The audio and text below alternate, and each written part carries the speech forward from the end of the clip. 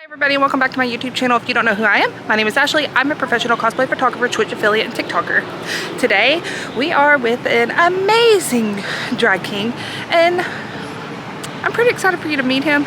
He gives me a Young Gravy vibe when he performs, and if you go back and look at some of my drag vlogs with Fire Girls South Mountains, you will see one of their performances at the Step Down that Victoria had a few months ago. So I'm really excited for you to meet them.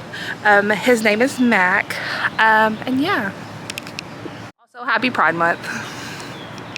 Also, we're back with good old Abe. I think it's just like so cool. Like, plus I really love the rainbow, so I thought this would be like the perfect background for us. Plus the gay bar is like right here. So yeah, that's our backdrop for the day. Without further ado, I would like to introduce you to the guest of the hour. I am Hendrix Hartwig. I am a drag king in Lexington, Kentucky. I have been since September of last year, and I am just so happy to be here. Give us a little insight on how you got into drag, why you wanted to get into drag. Absolutely. So I originally started in September of last year. I started with the Imperial Court of Kentucky, which, for people who do not know, Imperial Court of Kentucky is an organization who puts on charity drag events that go to a lot of the local community partners around here, such as Lexington Pride Center, Avon, stuff like that. I got started by an event they did called Closet Ball. It is an event that they put on yearly where someone who has not done drag at all gets to pair up with a drag queen, king, thing, and experience drag for the first time. And for me, it was definitely scary to do. I've always kind of been a theater kid, but it is a whole different realm as an adult. But I owe a lot of it to the people I've met through Imperial Court of Kentucky, and my late chosen dad. He was a part of Imperial Court of Kentucky, and he got me introduced to these beautiful people. And one of my promises to him before we lost him was that I would embrace my true self. Hence how Hendrix came to play. Yay! Also, happy Father's Day to your chosen late father. Thank you. What I want to ask you now is, what is the best piece of advice you got when you first started drag that may help somebody watching this video? Ooh, okay, so I would say out of the copious amounts of advice that I have been blessed to have by kings, queens before me, that I have learned tremendous from, besides learning from the people who are already thriving in the drag community you're in, they have a lot to offer. Take what applies to you and run with it. But the main and biggest advice that I have been given is there's no wrong way to do drag. Let me preface this a little bit by saying the only wrong way to do drag is in a negative context. So if you're coming backstage and just having a negative energy, not hyping people up, stuff like that, that's the only way I see that drag is done wrong. I've seen a lot of alternative drag been coming on the scene since even before I started. A lot of alternative drag, a lot of non-traditional drag queens, kings, things, and a lot of their worry is, am I following the definition of drag? There is no definition of drag. People say that sometimes it is a performance of gender. I would say that may be the closest definition, but ultimately my definition is, it is just like any other performance art. Just that most performance arts don't have a 10-pound chest plate on. yeah, and let's just take an up close of this chest plate. Like, come on now. It's also 92 degrees here, and they are rocking it. So round of applause for Hendrix. Thank you. This is a big question. What does pride mean to you? So I'm going to answer this in two parts. So for pride, for me as a central person, because while I say that your performer self is a part of yourself, it is still two different experiences.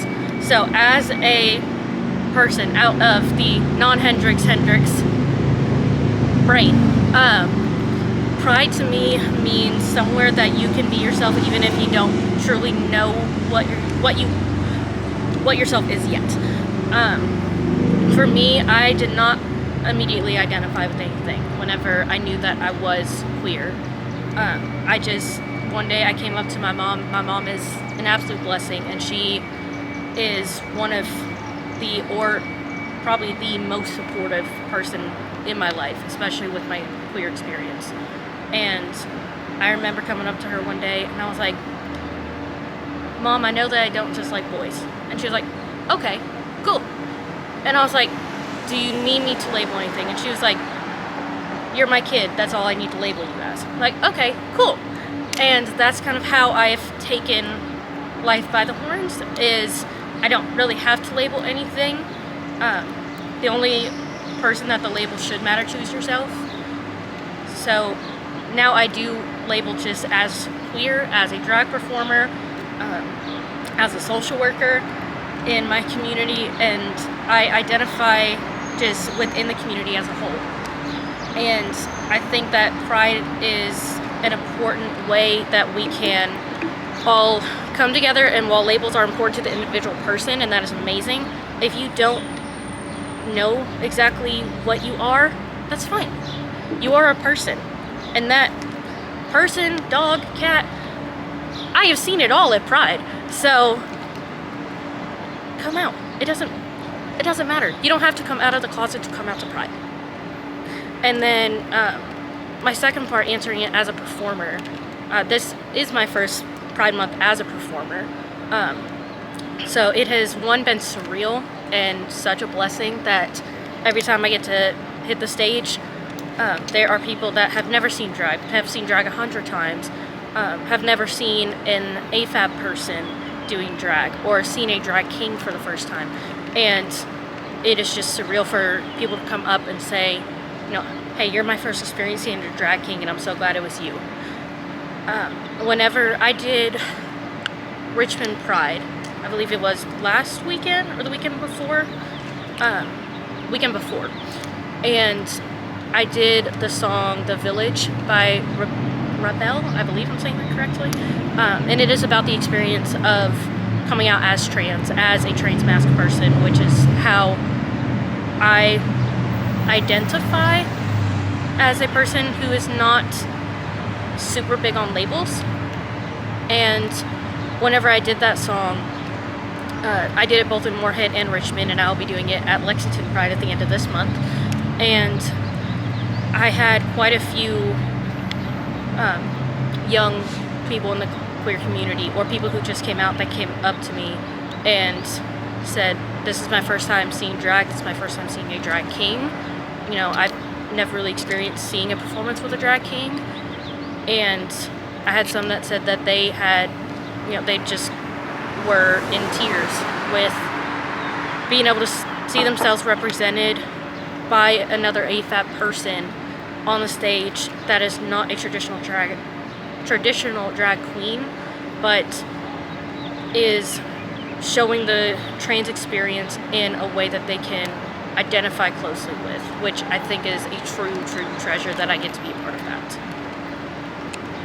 One more question for you, and this is kind of on the spot, but I know that the drag king community is not a large community at all. And so what is it like being a part of, like, I feel like it's an exclusive community inside of the drag community. What's it feel like? Just on the spot. So for me, it feels like a home that I didn't realize was there at first. Whenever I wanted to start drag, I actually went by a different name. I went by Hallie Hartwig before I went by Hendrix Hartwig.